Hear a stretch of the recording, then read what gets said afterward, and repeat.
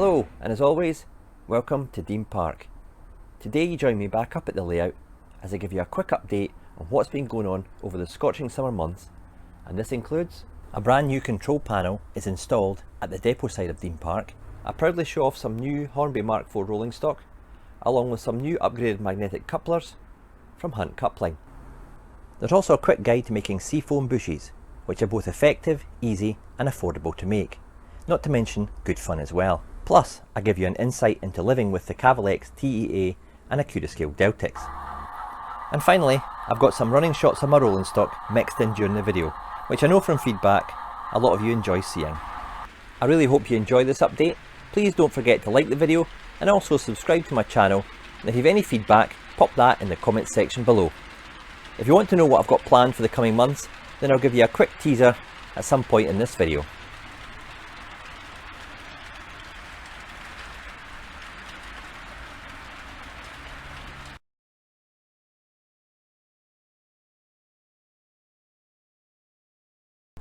Right, that's the third and final control panel now in place at Dean Park. It's identical to that in actual electronics to those at the station and the storage side of the layout.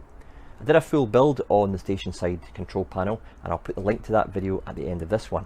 The next few clips will just show you me during different stages of the actual assembly, including fitting out of the switches and also installing factory lighting to the Nairn linoleum factory. I've also got a few clips of me altering the lighting at the Signal and Telecommunications Centre with a new control panel there as well. As you can see, we've got the board under construction. You've got the wooden frame that's identical to the previous ones that I've made, and we've got the kind of control circuitry here. These boards are called AEU boards, and they're from DCC Concepts, as is all the equipment. This section here is for linking up my toggle switches, which will go into these connections here, and obviously the toggles will be mounted to the actual fascia of the control panel. The sole purpose of these in this case is to send the signal from the toggle to the ECOS to then fire the point. They are daisy chained together by this thin wire, and they take 12 on this circuit and 12 on there, so that's 24 turnouts in total over the two boards. I won't need as many as that for this particular side of the layout. The two boards at the top here are called the Alpha Mimics, and they are basically for connecting the LEDs from the control panel to the actual power bus, so that when I flick a switch, or the toggle, or by the actual ECOS itself, the LEDs will change on the actual fascia. So that's the sole purpose of these, is to mimic the route on the fascia. I've wired a couple of LEDs up here, and they're connected to the Alpha Mimic, and these will basically change when I flick a toggle, which is obviously not installed yet, but also I can control it through the touchscreen of my ESU ECOS command station. So when I flick this point, you'll see the LEDs switch from red to green and green to red.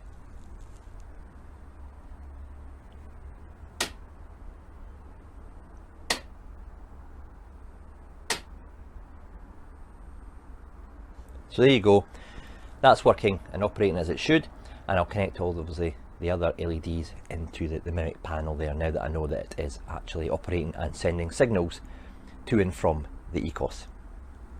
I'm now at the stage of fitting out the actual LED board, and I'm using the DCC Concepts LEDs for that. They're all pre-wired, no soldering required, and they just have a nice push fit into the board like that. What I'll do with the back is, obviously they are in a pair, so I will label those as number 19, so I know where to obviously plug them in onto the Mimic boards.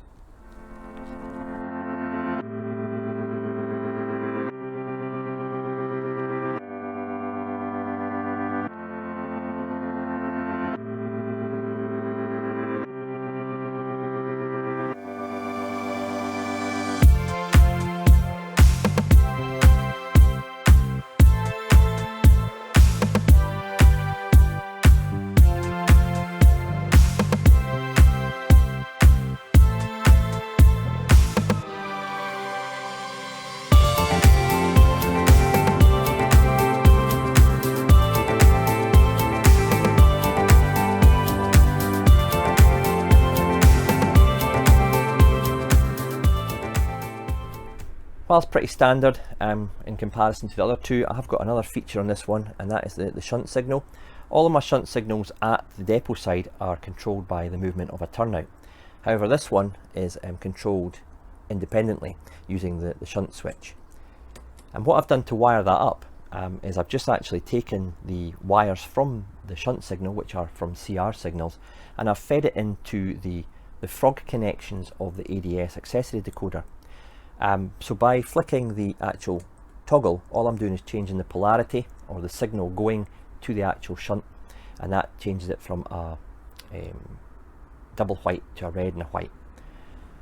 The actual LED is linked up to the Mimic board, and they've all been given the same address, so obviously it understands when the toggle's being flicked and changes that from a red to a green or vice versa.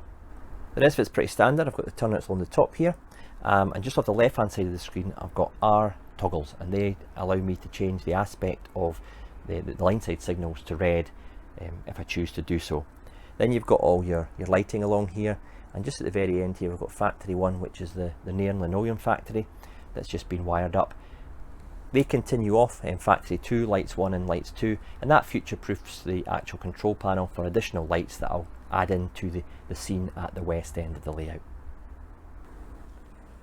I've added this small control panel to the area at the Signal and Telecommunications Centre. The red and green is the 2 aspect signal. You could probably just see underneath the sign there. Green to red. Just gives it a bit of playability, a bit of added interest to this area. That was always controlled with a toggle switch before, but I've obviously just mounted it in a nice fascia here. And this one here is for the building interior. The main actual office always had a light in it, but it was controlled along with the street lights. I wanted that independent from the street lights because sometimes obviously the interiors of the building are on during the day. So that's now allowed me to do that, and obviously I've now got control through that toggle. So this has kind of tied it together nice and neatly. Obviously it's been quite exposed for 2 or 3 years since I built the Signal and Telecommunications Centre, but I'm quite happy with having boxed it all in here.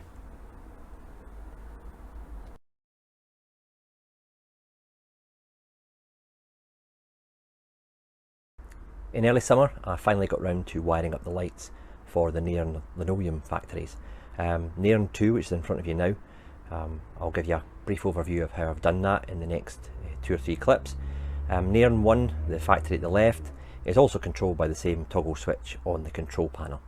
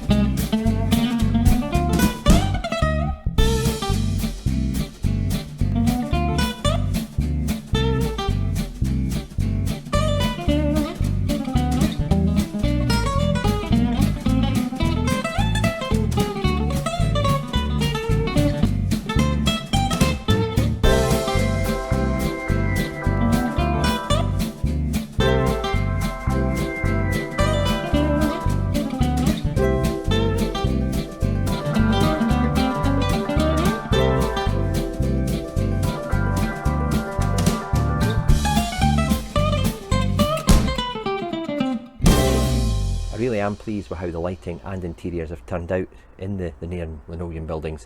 In the previous shots there I had some close-in shots at the window into the interiors. You might have noticed the interiors looked a bit hazy. That's because the glazing is weathered, obviously, so it's not sparkling clean, because it wouldn't have been on a factory. The interiors are made up of a kind of cassette design, so I can basically slide the building off and the interiors will remain, and that's the case for both of these factories, and that'll allow me to get access to the interiors in the future for maybe, I don't know, adding some figures or doing some maintenance if, for example, a light goes out.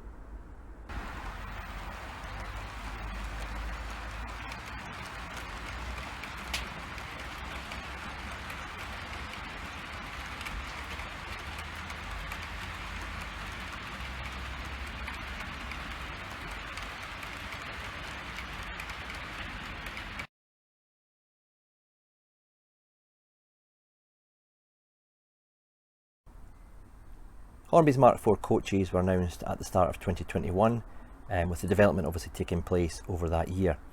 The first examples to arrive at Dean Park were the GNER ones, followed this week by a batch of LNER liveried coaches. I have to say, I do like both these liveries. I know many of you out there hate the ex-Virgin red and white, but I like it. It's not as classy as the GNER with the blue and orange, but that would take some beating, to be honest. The Swallow livery, however, is often seen as the most popular, and these coaches haven't arrived yet from Hornby. Some say that original is always best, and I'd struggle to disagree with that sentiment. The Intercity colour scheme is a timeless classic, so much so that LNER are giving a 2022 refresh on their actual fleet of 225 sets. What do you rate as the best livery on the Intercity 225 sets? Let me know by posting in the comments section below. The coaches themselves have impressed me, if I'm honest. The tooling appears accurate and the sharpness of the moulding is nice and crisp. The coach itself is a streamlined design, so there isn't really much to look at, as the sides are smooth and fairly simple. Hornby have captured the draft angle or the slope of the sides of the coaches, which matches that of the Class 91 power cars. Windows are nicely tinted, as per the real thing. This hides a lot of the interior detail, which based on other recent toolings from Hornby, such as the Mark III sliding door, will likely be self-coloured plastic with few added details. I've not had it apart yet to have a proper look. The ends of the coaches look authentic, and with the red warning lights being moulded and painted. Rather than using a separate red light lens, they've kind of gone for this painted effect. It would have been good to see this added, but I understand that it would really be seen by modellers, as the train tends to run in fixed rates, and no doubt push up the price of the coaches as well. However, if I look at the TSOE, this is coach B, which runs behind the Class 91, you can see that there is no gangway detail. This is the first time Hornby have modelled this Mark IV coach, which is great. It's got the correct buffers, rubbing plate and of course the blunt end. However, as with the previous comment about the red lights, it would have been good if they'd incorporated the small windows in this coach and not just blanked them out as part of the moulding. I'm not sure why they omitted this. After all, you can see this when the train is running, for example, with the Class 91 hauling the DVT, which was sometimes seen when the DVT failed.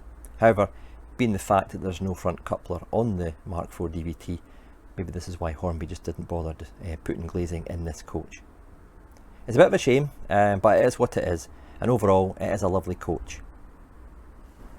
The DVT is overall a nice model. It's got full day and night running lights, as well as interior cab lighting, which is now controllable via a separate function.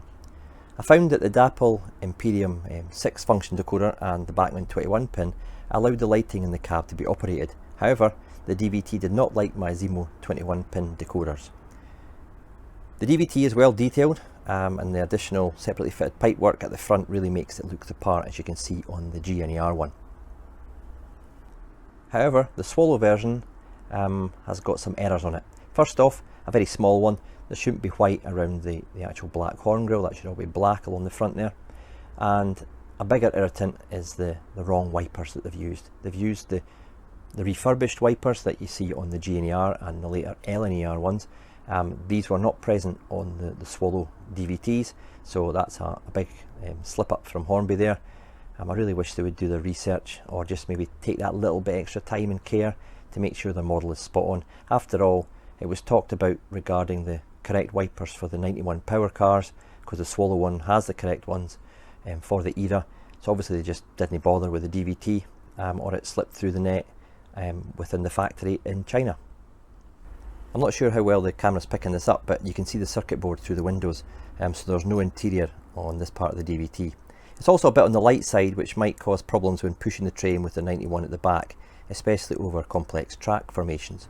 A bit of a buyer beware here. We've had some reports online regarding some of the paint finish around the front of the LNER DVT, especially on the cab roof. So just check your model is acceptable before you put it on your layout. So just, you know, I've not had any problems with, for example, the G&ER one or the Swallow one that's sitting here, but you know, just a little bit of a buyer beware.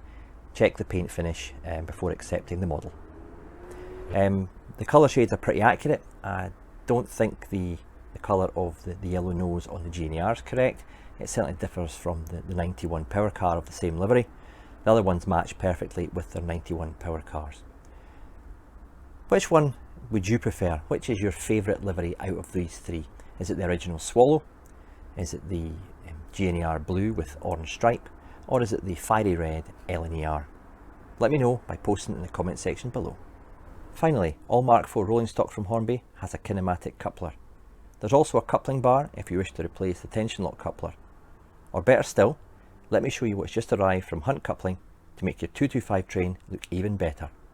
Hornby have done pretty well actually with regard to the selection of couplers that they've provided. The coach at the back there has got the standard tension lock as fitted from the factory, and they've also provided this Rocco style coupler if you wish to use that on your Mark IVs.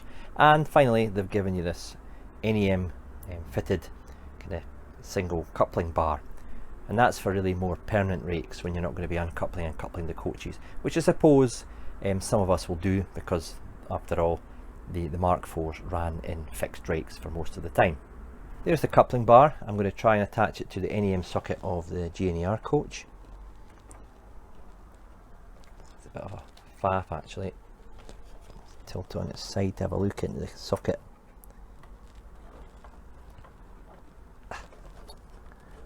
Come on.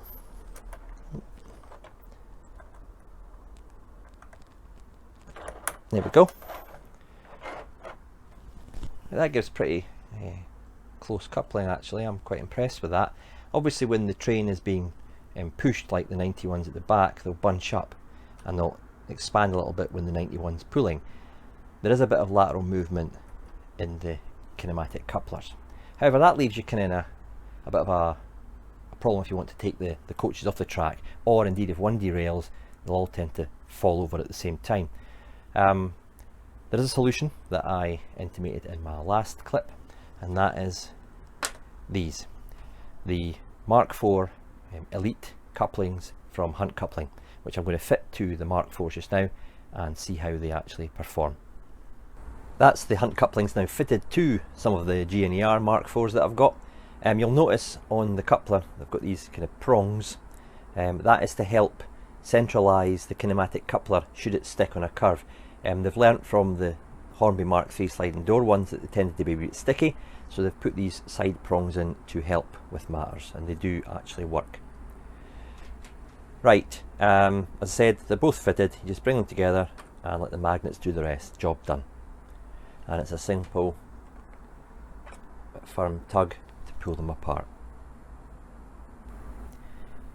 These couplers are specific to the new tooled Mark IV rolling stock DVT and Class 91, therefore they won't go with the previous generation Mark IV coaches from Hornby. The couplers also have markings on them to tell you which particular coupler goes where, whether it's DVT, Class 91 or Mark IV, and that's just situated on the neck of the coupler there, so it'll tell you which ones go where. And always have the actual Mark IV or Class 91 actual markings facing upwards. These couplers are now on sale. If you're sufficiently attracted to them, why not head over to the West Hill Wagon Works website. The link to that is in the description below.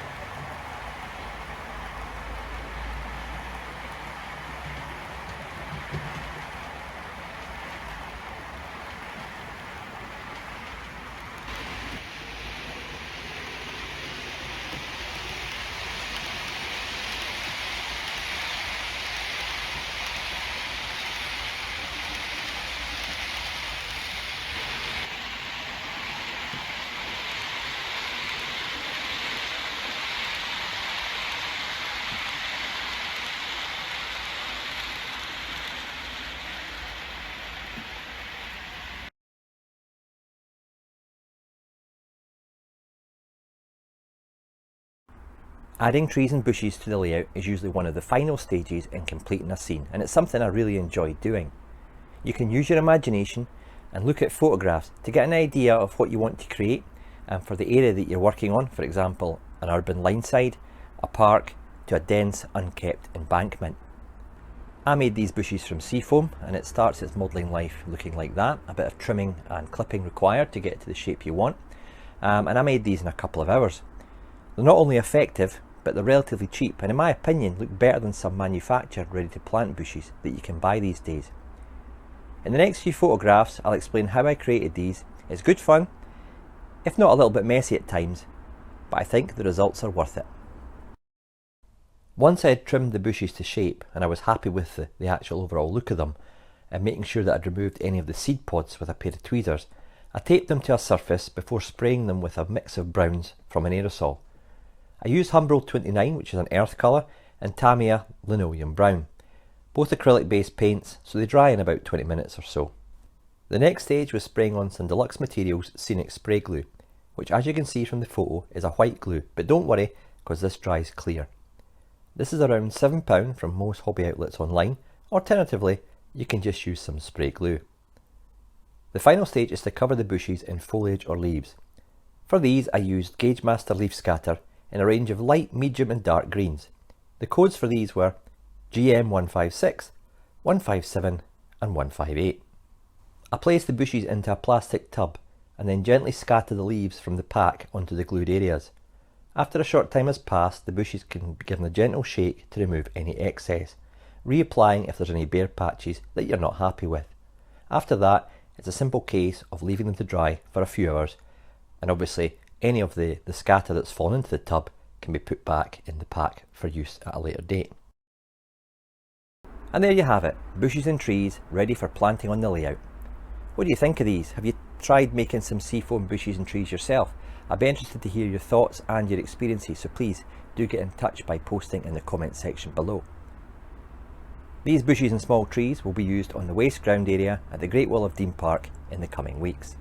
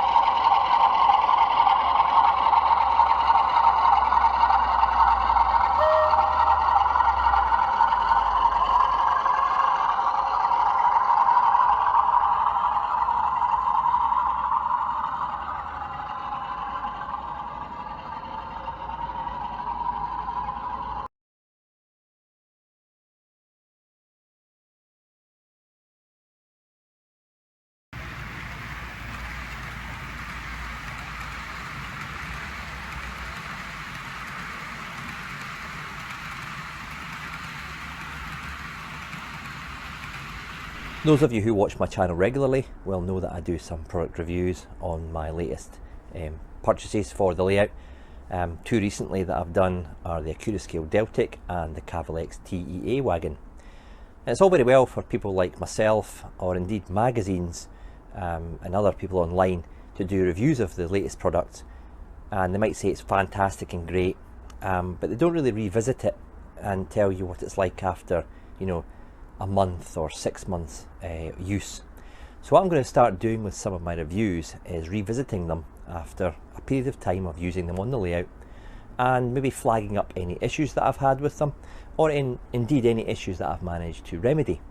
So the two I'm going to look at today are the Accurascale Deltic and the Cavalex TEA wagon.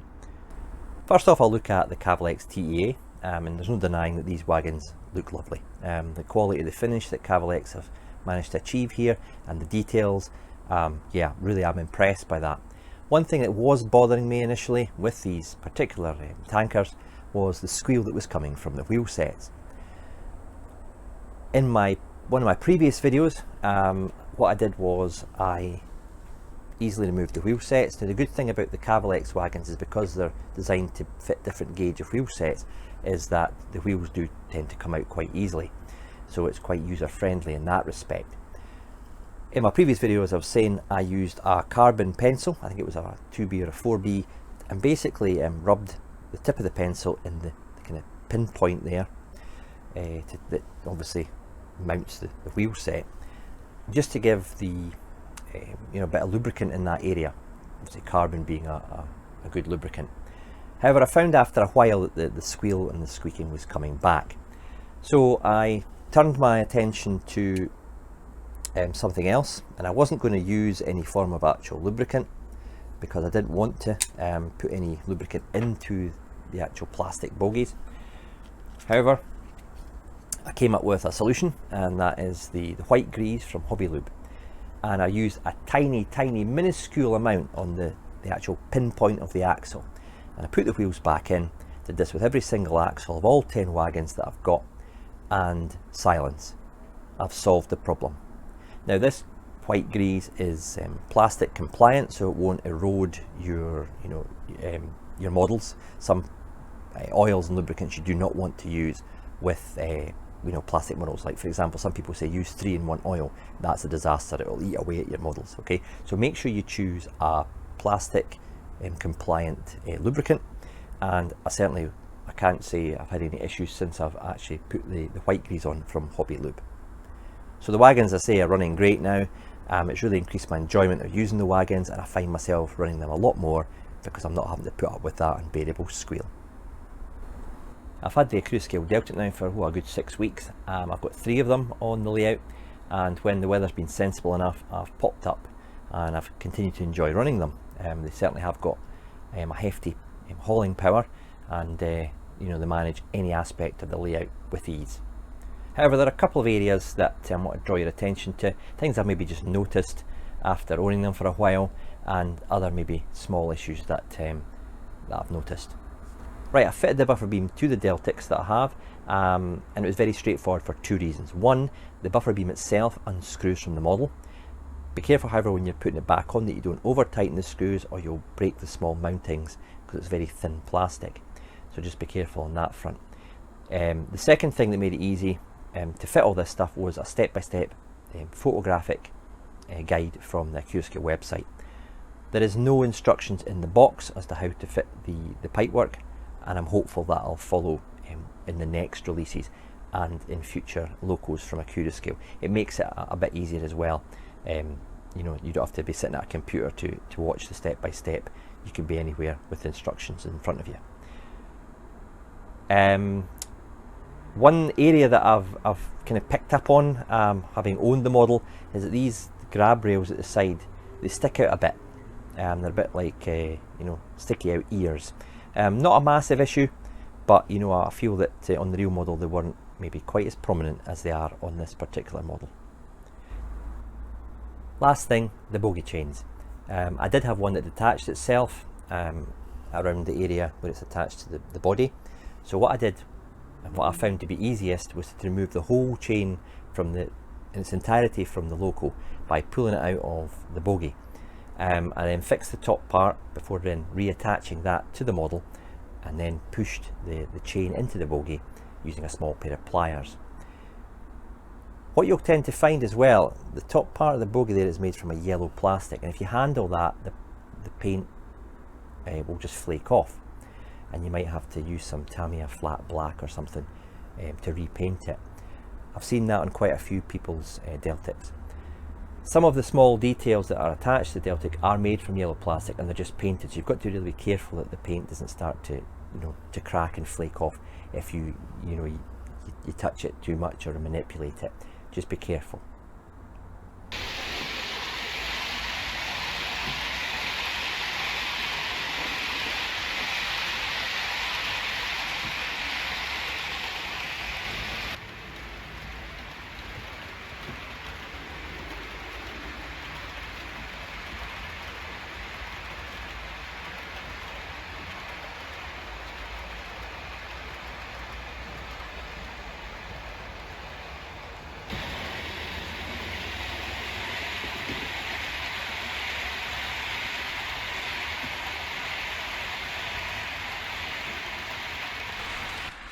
Well, that's all I've got for you in this video. I really hope you've enjoyed parts of it, and if you're still watching by this point, thank you for your support of the channel. As the weather cools down, I'll hopefully get up the loft to make some significant progress on the west end of the layout. I've also got some scenic work to complete along the Great Wall of Dean Park, along with some upgrades to the buildings at the Signal and Telecommunications Centre. More on that very soon. I've also a growing list of scratch builds to do, including a council estate build, which will be coming later in the modelling season. In the meantime, however, take care, happy modelling, and cheers for now.